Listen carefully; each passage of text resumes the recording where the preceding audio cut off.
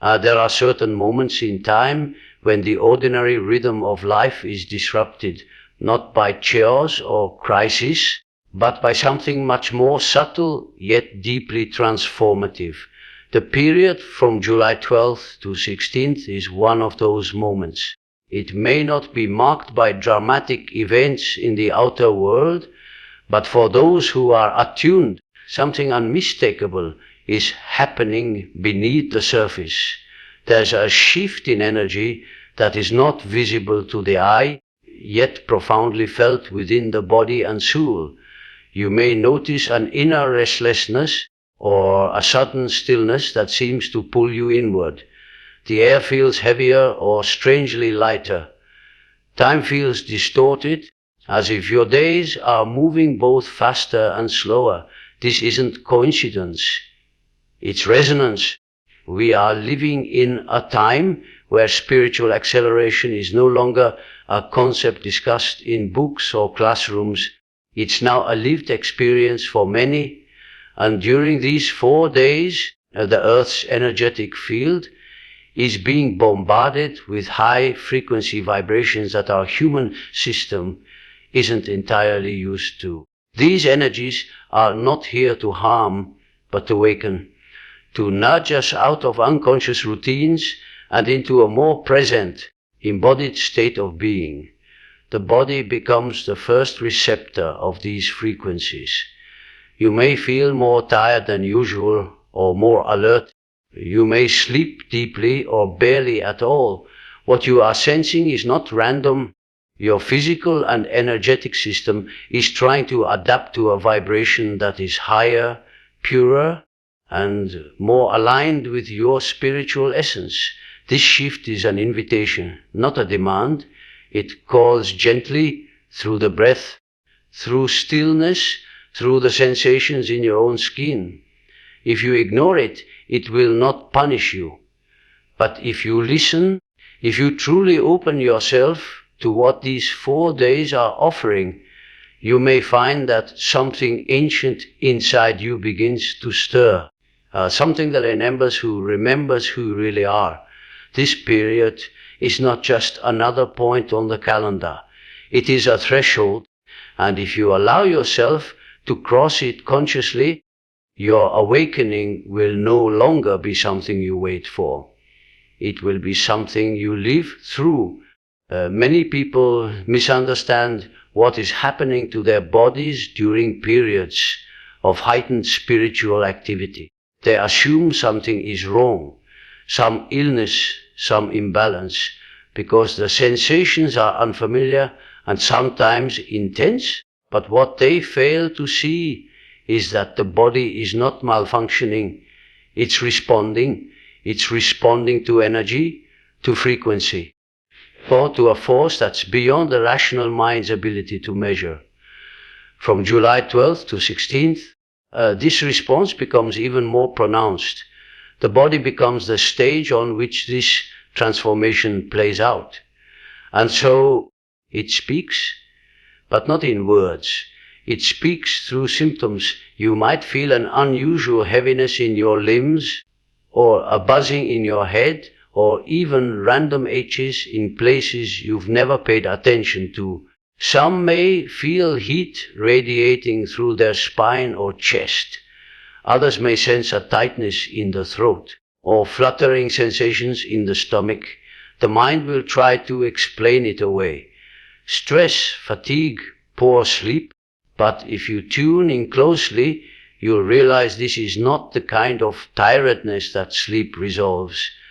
This is energetic fatigue, the kind that comes from processing vast amounts of information and frequency you're not consciously aware of. It's your system recalibrating, your DNA unlocking new layers of memory, your nervous system learning how to handle a higher current of energy flowing through it. And while this may feel strange or even uncomfortable, it is not dangerous. In fact, it's a sign that you are aligning with something much deeper within yourself. This discomfort is the side effect of expansion. Your body shedding its old programming and adjusting to a new template. This process isn't linear, and it doesn't always come with clarity. But if you resist the urge to pathologize your symptoms and instead witness them with curiosity, you'll begin to understand that the body has wisdom. It knows what it's doing. It is not fighting against you, it is guiding you home. These symptoms are not a burden to carry, but a message to decode. And once you stop fearing them, you'll see them for what they really are, the physical evidence that your spiritual awakening is no longer just an idea. It's becoming real. There is a sacred intelligence embedded deep within the nervous system, an intelligence that modern life often overwhelms or ignores. But when the soul begins to awaken, this part of you, long dormant, starts to stir. And in the days between July 12th and 16th, this awakening becomes more than subtle. It begins to take form through your physical system, through your nerves, your breath, your impulses. What many are experiencing now is not anxiety or imbalance. It's the nervous system trying to rewire itself for a different frequency of existence. The old wiring was built around fear, control, survival. It was shaped by years of conditioning, emotional trauma, and patterns passed down through generations. But that old structure cannot hold the vibration of awakening. So the system begins to dissolve those outdated patterns. This process can feel overwhelming. You might sense internal trembling without cause, or sudden shifts between peace and panic. You may feel like your body is on edge, hyper aware of sounds, lights, or energies around you. But this is not malfunction. It's release. Your body is letting go of the tension it has held for years, sometimes decades. As these layers dissolve, the nervous system starts to build new pathways that allow presence, stillness, and deeper receptivity. You may notice increased sensitivity, but also moments of profound clarity and calm that seem to come out of nowhere. These are glimpses of your future state, where you're not living in reaction, but in alignment. This rewiring is not something you can rush or control. It's something to surrender to. Breathe through it. Allow the trembling. Let the tears come if they arise. Your system is intelligent. It knows how to heal itself when given space and trust. Many will be tempted to numb it, to distract, to override the process. But in doing so, they miss the very thing their soul has longed for: liberation from the old self. What you're experiencing is not chaos. It's order returning in a higher form. So if your body feels unfamiliar right now, that's because it's becoming new. And if your mind doesn't understand what's happening, that's because the heart is leading for the first time. Let it. As the energies continue to intensify during this sacred window of July 12th to 16th, many begin to notice the boundaries between the visible and the invisible growing thinner. It becomes easier to sense what was once hidden, easier to perceive what logic cannot explain. The veil that separates the material world from the deeper, spiritual layers of reality starts to lift. And when it does, signs and symbols begin to appear with astonishing clarity. They're not hallucinations. They're not imagination. They are communications from the subtle realms, from the unconscious, from the deeper layers of your own being. During these days, many will notice synchronicities multiplying, meaningful coincidences that arrive like whispers from the universe. You glance at the clock and see repeating numbers 11U11, 2G22, 5G55. You think of someone and they call. You hear a phrase that answers a question you hadn't even spoken aloud. These aren't accidents. They are signs that your intuitive faculties are awakening. You are beginning to tune into a higher intelligence that operates not through noise, but through pattern and presence. And in this heightened state, dreams also begin to shift. They may become more vivid, more emotional, or filled with symbols that seem both mysterious and strangely familiar. You may dream of past lives, of loved ones long gone, of doors opening into places you've never been but feel like home. These are not just dreams, they are messages. Your unconscious mind is bridging the gap between your current reality and the vast, untapped depths of your soul's memory. It is trying to guide you, to remind you of who you are beyond entity and form. To some, all this may seem confusing or overwhelming, but to the awakening soul, it is confirmation. Confirmation that something deeper is occurring. The world you thought was solid is revealing its fluid nature. The ordinary is becoming sacred. And in the silence between events, in the pause between breaths, a new kind of seeing is being born. These signs are not asking you to figure everything out. They are inviting you to feel more, trust more, listen more, because once you begin to recognize the language of the unseen, you'll realize you are never walking alone. There is a deep, silent clearing taking place in these days, July 12th and 16th, one that moves through the emotional body like a wave. For some, this will come as a sudden burst of tears without reason.